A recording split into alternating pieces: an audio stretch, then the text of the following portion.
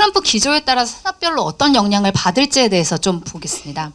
트럼프 2.0 기조를 가장 명확하게 보는 건 두 개입니다. 첫 번째는 그냥 자국 우선주의고요. 그리고 미국의 제조업 강화를 위한 친환경 후퇴입니다. ESG 정책을 후퇴시키겠다라는 부분인데요. 이걸로 인해 5가지 효과를 볼 수 있습니다. 첫 번째는 군비가 결국에 증강될 거라는 거, 그리고 무역 분쟁이 확산되고 공급망 리스크가 재부각되고 화석연료가 다시 한번 부각되고 친환경 산업이 쇠퇴한다는 거, 그리고 5번째로는 중국 견제를 하는데 특히 어디 부분에서 하겠느냐라고 하면은 첨단 산업에서 미국이 초격차를 벌리겠다라고 얘기를 하고 있습니다. 수혜 업종은 IT, 특히 AI입니다. 최근에는 퍼스트 프렌드라고 해서 일론 머스크가 굉장히 부각이 되고 있는데요. AI에 대한 규제 혁신 위원장으로 일론 머스크를 지명을 한다라고 하면서 해당 부분에 대해서 확실히 밀어주겠다라는 움직임을 보이고 있고요. 또한 헬스케어, 방위산업, 조선과 방위는 지금 한꺼번에 묶어서 보시면 되고요. 그리고 석유화학, 아무래도 ESG 후퇴에 따라서 석유화학이 굉장히 퇴로에 몰려 있었는데 해당 부분에 대한 숨통이 트일 수 있습니다. 반대로 피해 업종은 자동차, 보편 관세라던가 아니면은 친환경차에 대한 후퇴로 인해서 자동차, 2차 전지가 가장 큰 피해를 얻을 것으로 판단을 하고 있고요. 이것뿐만 아니라 친환경 에너지, 태양광이나 풍력이라던가 이런 부분에 대한 기조도 다 쇠퇴를 하게 됩니다. 가장 긍정적인 것은 아무래도 우주 방산입니다. 미국이 글로벌 경찰의 역할을 포기하겠다라고 함과 동시에 각국의 국방비는 증가를 할 수밖에 없습니다. 또한 2030년 화성 시대에 대한 얘기를 하고 있고, 스페이스 A가 우리는 화성 시대를 반드시 열고 말겠다라는 식으로 얘기를 하고 있기 때문에 우주 방산에 대한 지금 전망은 굉장히 밝습니다. 그리고 이에 따른 우리나라도 트럼프 대통령 당선되고 나서 가장 많은 주가가 올랐던 쪽이 하나가 방산이었기 때문에 이런 것만 보시더라도 미국뿐만 아니라 각국의 군비 확충에 따른 방산 수출 기회가 굉장히 많아질 것으로 보여집니다. AI 긍정적입니다. 아까 말씀드린 것처럼 AI에 대한 규제를 풀겠다라고 얘기를 하고 있고요. 바이든이라던가 아니면 EU 쪽에서는 유럽연합 쪽에서는 AI에 대한 우려를 굉장히 많이 합니다. 지금 저도 생각할 때 갑자기 AI가 나타나서 인간을 죽이면 어떻게 될까 이런 우려를 하는 것처럼 여기에 대한 보편적 규제를 만들고서 AI를 강화하자라는 게 그 전 정부의 입장이었다라고 하면 지금 현재 트럼프 정부의 입장은 이 부분에서 초격차를 우리는 중국에 대비해서 만들 거기 때문에 여기에 대한 규제를 폐지하고 빅테크에 대한 규제를 축소해서 확실한 점유를 하겠다라는 계획을 세우고 있습니다. 그래서 AI에 대한 투자가 활성화되면서 해당 산업이 긍정적인 영향을 받을 것으로 보여집니다. 바이오에 대해서는 사실 미국의 입장에서 가장 우려가 되는 건 항상 얘기가 나오는 게 미국에서 앰뷸런스 한번 불러서 병원 가면 3천만 원 나온다. 이런 것처럼 자국민의 의료비에 대한 부담을 항상 굉장히 크게 느끼고 있었습니다. 그래서 기존 바이든 정부에선 그걸 어떻게 해결을 했느냐라고 하면 첫 번째, 제약사들을 불러서 가격을 일괄적으로 낮추는 노력을 했고 IRA를 보면 필수 의약품이라던가 이런 거에 대한 가격을 점차적으로 조정을 해서 최대한 50% 혹은 70%까지 낮추겠다라는 계획을 세우고 있었습니다. 그리고 두 번째는 오리지널 약품이 아니라 제네릭이나 바이오시밀러, 그러니까 유사 약품을 통해서 이걸 확산을 시켜서 자국민에 대한 의료비 부담을 낮추겠다라는 건데 위에 있는 첫 번째, 제약사들을 불러서 가격을 일괄적으로 낮추겠다라는 건 트럼프 쪽에서는 유보를 시킨 상황입니다. 이거는 자율적으로 니들이 알아서 하되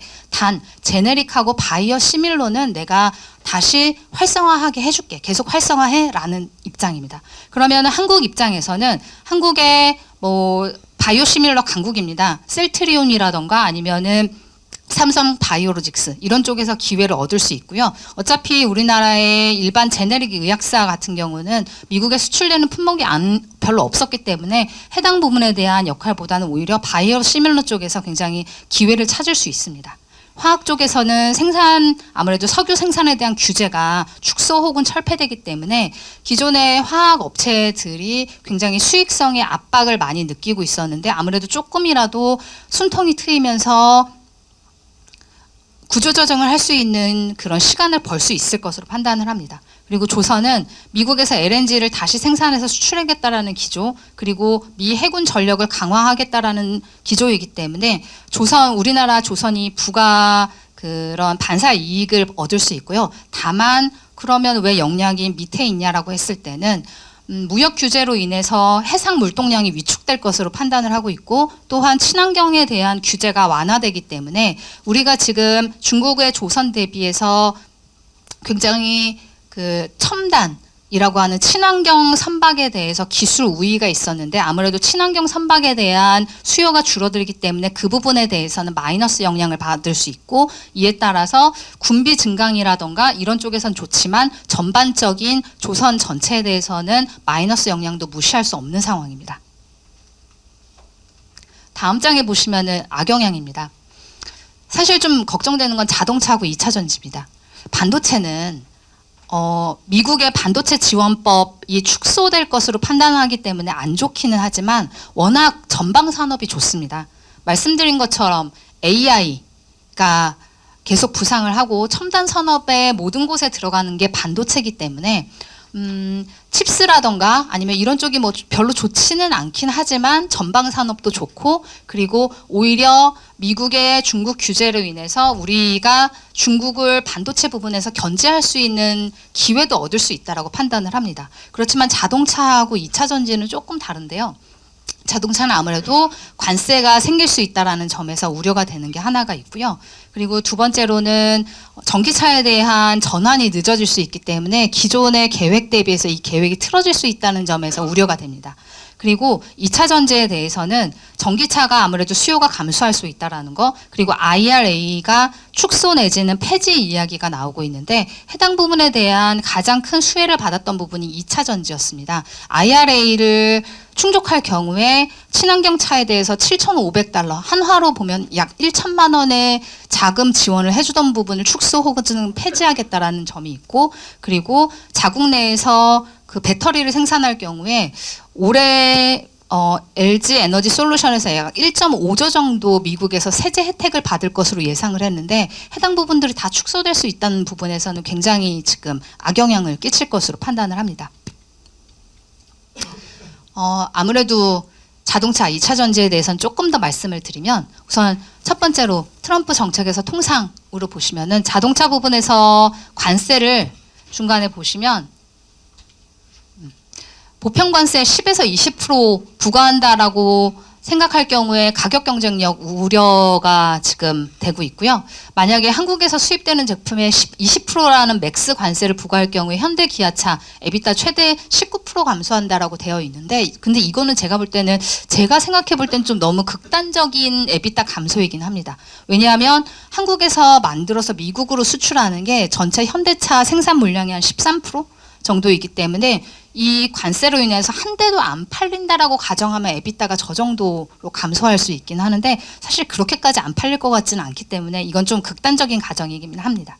그리고 IRA 쪽에서 보시면은 아까 말씀드린 것처럼 친환경 차에 대해서 미국 내 생산하고 미국 내에서 생산되는 부품을 쓸 경우에 $7,500 지원해주는 부분에 대한 게 사라질 거고요. 그리고 배터리에 대해서 킬로와트당 최대 $45 세제 혜택이라든가 지원금을 주는 부분이 감소할 거기 때문에 이에 대한 영향이 클 것으로 보여집니다. 오른쪽에 보시면 이게 배터리 3사의 24년, 25년 세액공제 예상액입니다. 24년에 LG 에너지 솔루션 1.5, 그리고 지금 현재 추세대로 하면 25년도엔 약 2.5조 원을 세액공제를 받을 것으로 판단을 하고 있는데, 이 부분이 축소된다라고 생각해 보면 굉장히 큰 영향을 아무래도 받을 수 있습니다.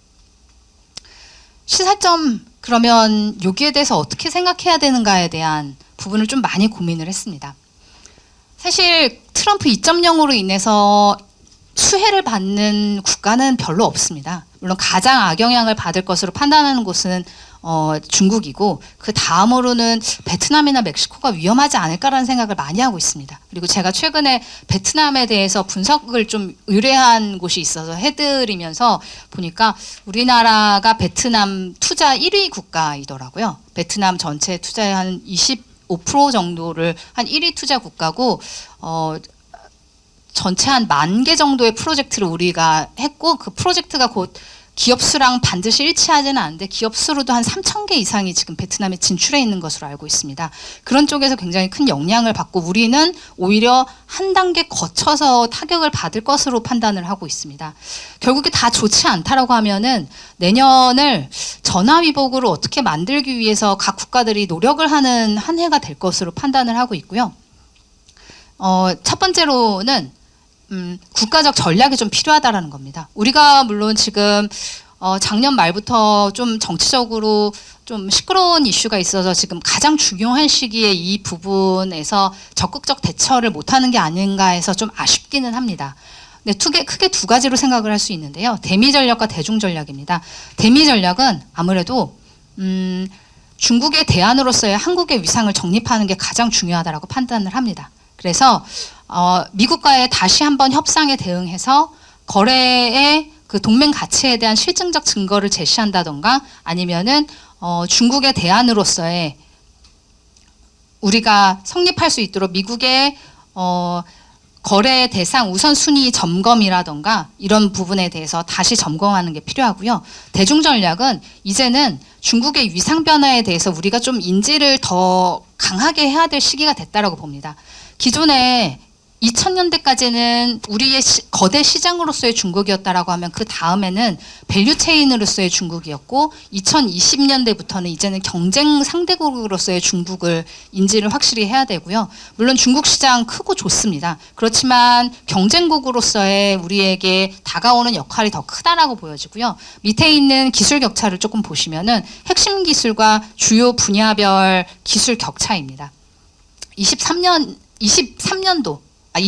초에 지금 발표된 거고 보시면은 핵심 기술에 대해서는 이미 22년부터 중국이 한국을 추월한 상황입니다. 그리고 주요 분야별 향후 미래 먹거리라고 하는 부분에 대해서는 특히 아래에 있는 4가지 분야에서 중국이 우리를 추월했습니다. 첨단 모빌리티, 로봇 제조, 인공지능에 대해서는 우리를 확실히 앞서 나가고 있고요. 게다가 반도체 기술까지 굉장히 크게 지금 따라붙은 상황에서 우리가 오히려 미국의 이러한 중국 견제를 지금 상황에서 한번 이용을 더 할 수 있는 기회가 제공되는 거라고도 판단을 할 수 있습니다. 그래서 중국에 대한 그 위상 변화를 확실히 각인을 하고 그 다음에 미국에게는 우리가 중국의 대안이 될 수 있다라는 위상 정립을 확실히 할 수 있는 기회가 될 수 있다라고 판단을 합니다. 그리고 시사점 두 번째는 아까 베트남이나 멕시코 개수국 말씀드린 것처럼 트럼프 1.0은 중국에 대한 규제에 초점을 맞췄지만 2.0은 광범위합니다. 인도, 베트남 이런 곳에 대한 규제가 강화될 거고 결국에 다시 한번 공급망이 위협을 받을 수 있는 상황이기 때문에 해당 부분에 대한 점검 그리고 궁극적으로는 우리 기업의 리쇼어링을 위한 세제 혜택 부여라든가 이런 쪽으로 좀 강화를 해야 될 필요성이 지금 높습니다. 세 번째로는 첨단 산업으로의 전환을 위한 AI 투자 확대라든가 아니면은 전체적인 구조조정의 지금 기회로 좀 삼아야 된다라고 판단을 하고 있고요. 말씀을 드린 것처럼 화학 쪽에서는 구조조정 시간을 조금은 획득을 한 것 같습니다.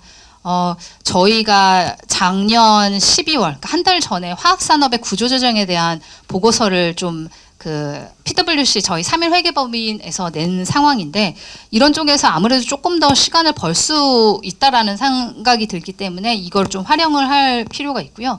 그리고 작년부터 전 세계적으로 가장 이슈가 되는 건 계속 AI입니다. AI에 대한 투자를 어떻게 하느냐에 따라서 지금 향후 10년이 완전히 바뀔 것으로 판단을 하고 있기 때문에 해당 부분에 대한 투자를 좀 강화를 하고 정부 입장에서도 이런 부분에 대한 규제 완화 및 지원을 하는 게 좀 필요하고 그리고 미국의 제조업 공동화라든가 아니면 다시 그쪽으로 강화되는 부분에 있는 쪽에서 기술이나 부품 수출 기회를 모색하는 게 좀 필요하다고 보여집니다. 전체 상장사 2,000여 개 기업에 대해서 좀 본 겁니다. 19년 대비, 그러니까 코로나 직전 대비해서 위치가 어떻게 바뀌었냐입니다. 물론 중소기업, 대기업이 조금 다르긴 합니다. 그리고 대기업 654개가 전체 이익의 약 85%를 상장 기업에서는 차지하고 있기 때문에 대기업의 영향이 좀 더 강하긴 하지만 19년 대비해서 코로나를 지나면서 다들 어렵다 했지만 어떠한 하나의 그 기회가 됐던 부분들이 꽤 많다라고 보여집니다. 그리고 그게 코로나뿐만 아니라 당시에 뭐 미중 무역 전쟁 그리고 공급망 다시 재편 이런 이슈들이 한꺼번에 다 있으면서 굉장히 어려운 시기를 겪어왔는데요. 지금 23년을 19년 대비해서 보시면은 전체 부채 비율이 한 2%포인트 낮아졌고요. 의외로 중소기업의 부채 비율도 꽤 많이 낮아졌습니다. 오히려 대기업보다 더 지금 낮아진 상황입니다. 그리고 자산 증가가 19년 대비해서 전체 상장사가 34% 일어났고 중소기업이 37%. 좀 의외의 결과라고들 많이 생각을 하시죠. 그리고 그 대기업이 33%. 매출 증가 같은 경우는 중소기업이 24%, 매출 증가 그 대기업이 40% 일어났고요. 그럼 영업이익은 23년에 왜 19년 대비해서 이렇게 안 좋아라고 하실 수 있는데 그래서 이거를 22년으로 오히려 보여드릴까 했는데 이때 23년에 반도체라던가 디스플레이 쪽에서 워낙 산업이 안 좋았고 24년도에는 물론 지금 다시 반도체가 흑자 전환을 하긴 했지만 그걸로 인해서 해당 부분에 대한 영향을 좀 크게 받으면서 중소기업에서 영업이익이 좀 감소한 것으로 보여지긴 합니다. 그래서 좀 말씀드리고 싶은 거는 19년 대비해서 우리가 그 되게 힘들고 어려웠던 시간을 겪으면서 결국에 지표도 생각했던 것보다 예상 외로 좀 좋아지는 부분도 있었고 건전성도 좋아지는 부분도 있었기 때문에 올해 25년도가 굉장히 어려운 한 해가 될 것으로 판단을 하고 있지만 여기에 대해서 너무 크게 부정적인 견해를 많이 좀 가지면서 우리 정말 올해는 끝났다 약간 이런 생각보다는 다시 한번 재정비를 하는